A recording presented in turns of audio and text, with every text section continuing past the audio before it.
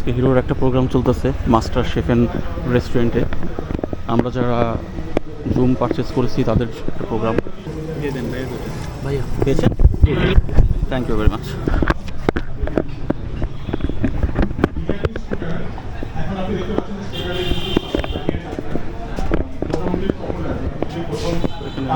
Display করে রাখছে। তার ভিতরে কিন্তু হিরোর আপনার স্কুটারের আমরা সবচেয়ে বেশি এফআই বাইক সেটা ইঞ্জিন বাংলাদেশের তেলের মান এখন তো একটা ক্রাইসিস চলছে, এর আগেও একটা খারাপ ছিল। একটা এফআই বাইক বা স্কুটারের ইঞ্জিন বাংলাদেশের তেলে চলবে কি চলবে না আমরা অনেক টেস্টিং করতে হবে। আর একটা সমস্যা তো বাংলাদেশের পুরো বাংলাদেশের তেলের মান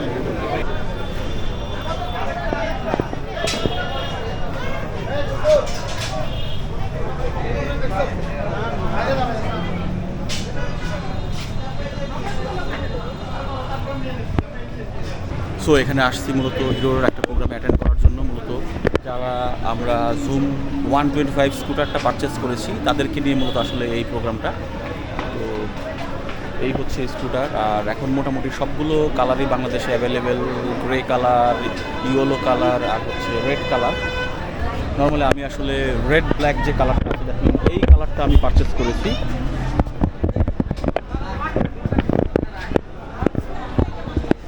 কারণ হচ্ছে এটার রাতের বেলা ইটস লুক গুড, মানে একটু আই ক্যাচি কালার। হ্যাঁ, যদিও রেড কালার আমার বরাবরই খুব একটা পছন্দ না, বাট এটা রেডের সাথে ব্ল্যাকটা ভালোই লাগছে ওভারঅল। আর এটার ফ্রন্ট টায়ার দেখলেই আসলে একদম দিল খুশ হয়ে যায়। হিরো মূলত আজকে এখানে ইভেন্ট করেছে, এটা 300 ফিট পূর্বাচল এরিয়াতে। আর এইখানে মূলত যে ইভেন্ট হচ্ছে সেই ইভেন্টের আমার পেছনে দেখতে পাচ্ছেন আপনারা ব্যাকড্রপ এরিয়া। তো এইখানে মূলত ইভেন্টটা হবে। আর সামনে আমরা যদি দেখি এখানে গেস্টরা আসতেছে, তো গেস্টরা এখানে বসবে নর্মালি। কিছুক্ষণ পরে এখানে প্রোগ্রাম হবে।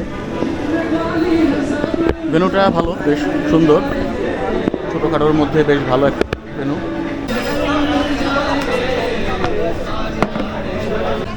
এখানে ছোটোখাটো একটা গেম শোর আয়োজন আছে, বিভিন্ন জায়গায় ছোটো ছোটো গেম আয়োজন করেছে হিরো। এটা হচ্ছে মূলত গ্রে কালারটা।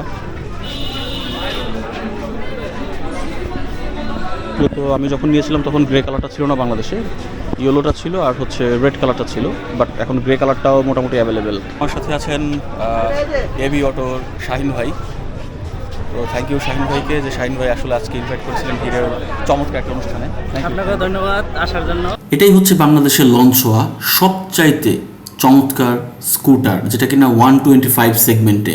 কারণ এছাড়া যতগুলো স্কুটার এই মুহূর্তে মার্কেটে অ্যাভেলেবেল আছে তার কোনোটাই প্রযুক্তির সাথে সামঞ্জস্যপূর্ণ না, অর্থাৎ অনেক ব্যাকডেটেড টেকনোলজি। যাই হোক, আজকের মতো বিদায় নিচ্ছি সবাইকে। আল্লাহ হাফেজ।